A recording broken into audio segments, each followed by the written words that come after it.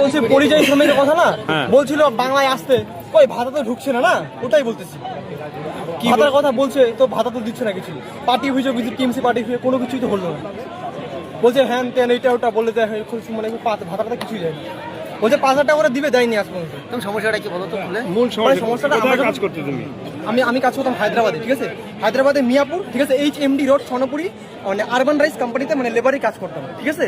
ওখানে কাজ করতাম যখন, তখন আমাকে বলেছিল যে মানে ওখানে থেকে মানে পুলিশ, যখন আমরা রবিবারে যেতাম পুলিশ লাঠিটা মানে অন্যরকম করতাম, যখন বাংলা ভাষায় কথা বলতাম অন্যরকম একটা কথা বলতো, ঠিক আছে, মানে একটু মানে অন্য নজরে দেখতো আমাদেরকে, ঠিক আছে, মানে তিক্ত নজরে। তারপর আমরা যখন আসলাম, ঠিক আছে, মানে পরে শুনলাম যে মমতা মানে যে ভাতা দিবে হ্যান দিবে, পরে তো বাড়ির লোকও বলছে হ্যাঁ চল যায় হ্যান তেন, পরে এখন তো আসলাম কিছুই হলো।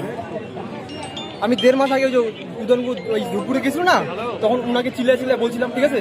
পরে ওনার পাশে একজন ব্যক্তি ছিল, তো ব্যক্তিরা বললো যে মানে তুমি ওর সাথে কথা বলো, ওই ব্যক্তিটা পাঠালো, কিছুই হলো না। কি নাম? আমার নাম বিশঙ্কর দাস, আমার বাড়ি মাদারিহাট। এই বার্তাটা তুলে ধরার জন্য আজকে এখানে এসেছিলেন? আমি শুধু না, অনেক যুবক এখানে আসছে, মানে উত্তরবঙ্গে কোনো রোজগারই নাই ছেলেদের। ভাতা দিচ্ছে, ঠিক আছে, ভাতার ভাতা দিয়ে দিয়েছে এখন না, সোজা কথা, ভাতার ভাতা দিয়ে দেশটা সে হয় না কোনো কিছু। ওই মহিলাদের 1,000 টাকা দিয়ে হবে, ঠিক আছে, আমাদের কোনো কিছুই হবে না, আমাদের ওই লাঠি ডাঙ্গা খাইতেই হবে। হায়দ্রাবাদে গেলে ওখানে লাঠির বাড়ি খেতে হয়, কলকাতায় গেলে ওখানে বলে উত্তর বাংলা তোরা ভিখারি, উত্তর বাংলা ভিখারি বলে আমাদের লাঠি ডাঙ্গা মারে, যেখানে যাই সেখানে মারে। এখানে তো কাজই নাই, কি করবো? এখানে বাড়ির লোক বলে বসে আছিস, কি আছিস, বা এখানে বাড়ির লোক উল্টা পাল্টা কথা বলে, আর বাইরে গেলে রোজগার নাই। হায়দ্রাবাদে গেলে বলে বাংলাদেশি, বা গুজরাটে গেলে বলে বাংলাদেশি, আর কলকাতায় গেলে উত্তর বাংলা ভিখারি। কই যাবো আমরা এখন? এইখানেও তো রোজগার নাই, কই যাবো আমরা?